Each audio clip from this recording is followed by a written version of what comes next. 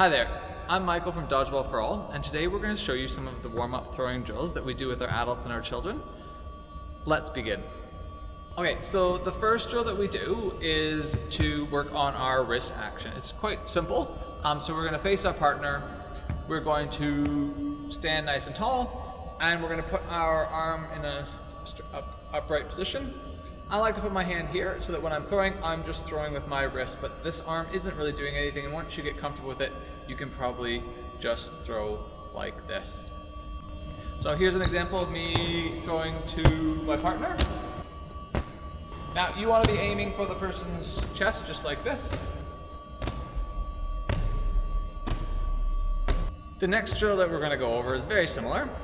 Instead of this time focusing on just our wrist, we're going to focus on our elbow and our wrist. So this time your hand is going to go under your elbow, and when you throw, you're going to snap your elbow and snap your wrist in that kind of a motion.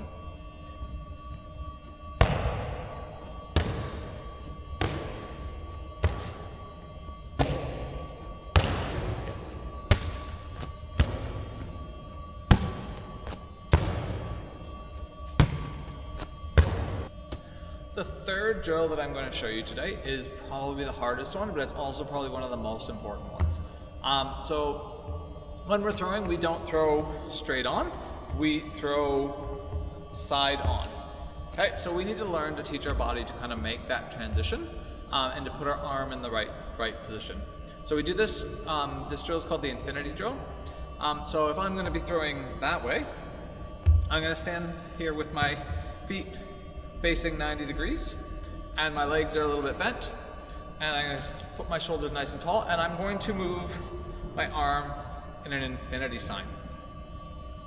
So as I'm doing this, I'm going to do it 2 or 3 times, and then the third or fourth time, I'm going to bring my arm back, and I'm going to make my elbow into 90 degrees, and then I'm going to twist my body, and I'm then going to notice how my arm is in that same position before. It's in the elbow and the wrist, so elbow snap, wrist snap. So at a little bit of a faster speed, it looks like this.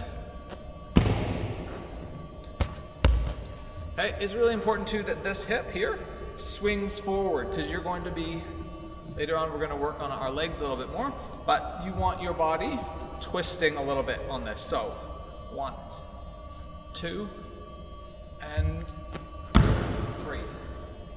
Okay. 1, 2, 3.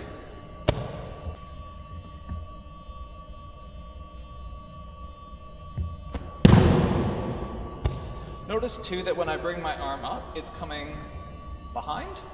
We want to start thinking about that hip-shoulder separation. So the further away these two things are before you actually do your throwing motion, the more of a snap that you're going to get.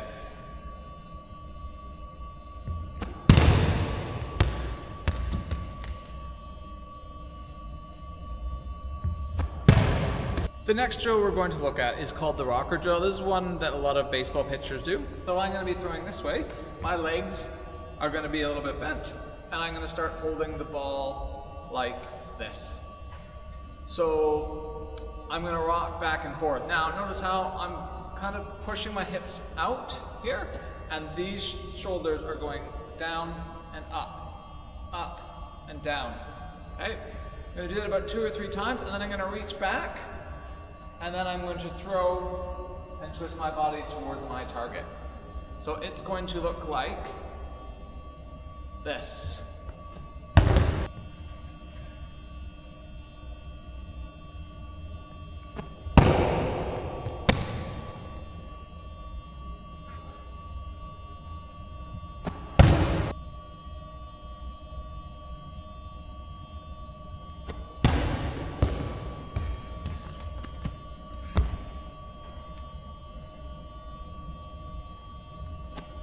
So the next couple drills are to focus mostly on our legs.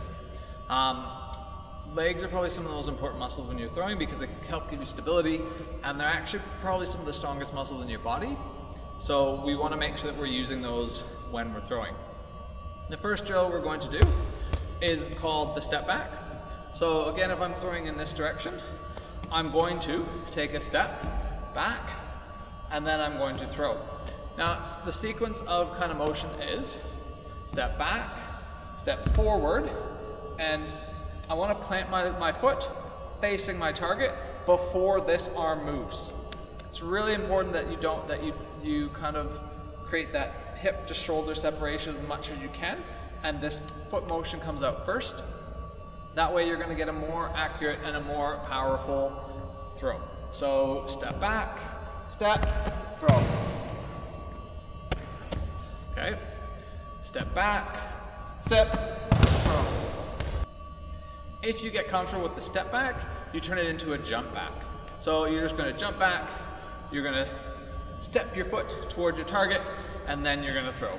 So jump, step, throw. So jump, step, throw. Notice how that when I do this, I'm getting down quite low, and this foot is taking a lot of my weight. So we like to call this foot the driving leg because it's driving us towards the target. And this I like to call the plant foot or the anchor foot because it is planting or is anchoring me in the ground so that I've got that stability and my body can take the forces that I'm about to put through it. Step, step, step, step,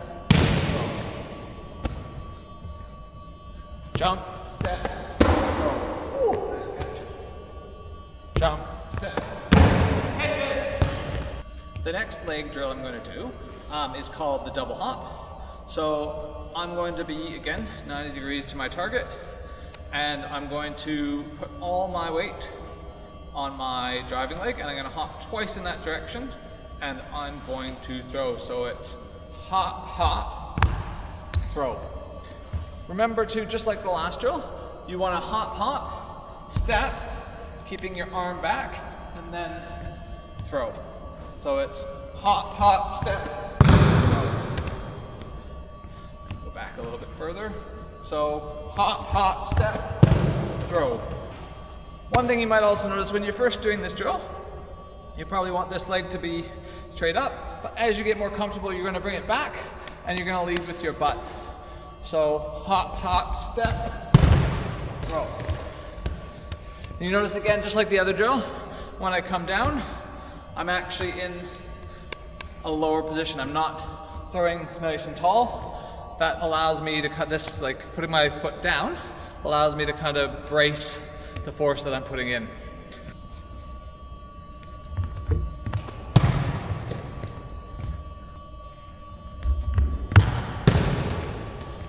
Okay, this next drill is one of my most favorite drills. So you're actually going to start backwards, and what you're working on this is kind of the nice big whip around.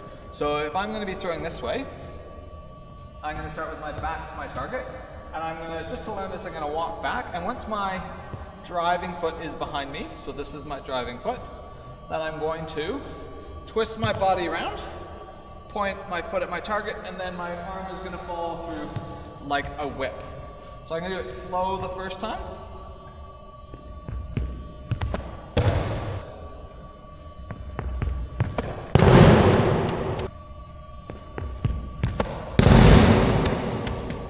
It's really hard to get accurate when you're doing these backwards throws because obviously you're not looking at your target. But that is something to strive for as you move on with things.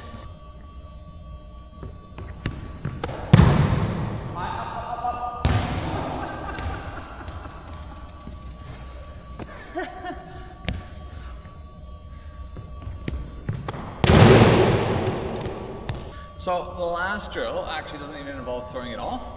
So this is going to help with fakes. It's called a crow hop. And so this is often in dodgeball, you're going to be running and you want to transition to a throw. And it's really hard to go like that. So using the crow hop with your footwork is super helpful. When you're doing the crow hop, you start with your driving foot, you put it straight forward. Then you go a side step, behind, and then throw. So to show that again, it's step, sideways, behind, throw. And when we're practicing faking, one of the things to do is to bring it arm across. It's one way to make sure that you're not actually going to get rid of the ball. So looking at this straight on, it's step, sideways, behind, throw. Step, sideways, behind. So I hope that you've learned something from these drills. We use these drills as kind of a warm-up, but not only does it help us warm up our arms so that we can throw more gradually and harder as we go through them, but also that it helps us with our form. These are not ways that you should be throwing in a game, by no means, but you're teaching your body that muscle memory. So the more you do things like this, the more when you throw, you're going to remember to flick your wrist as you're coming through with your throw. These are some basic drills. There's obviously more that you could be doing. Different people will give you different ways of doing things, and they're probably all helpful. So by no means is this the only way to do things. These are just some examples of things that you can do to help work on your throw. Thanks for watching. Please remember to like and subscribe, and hopefully we'll see you on the court sometime soon. Bye.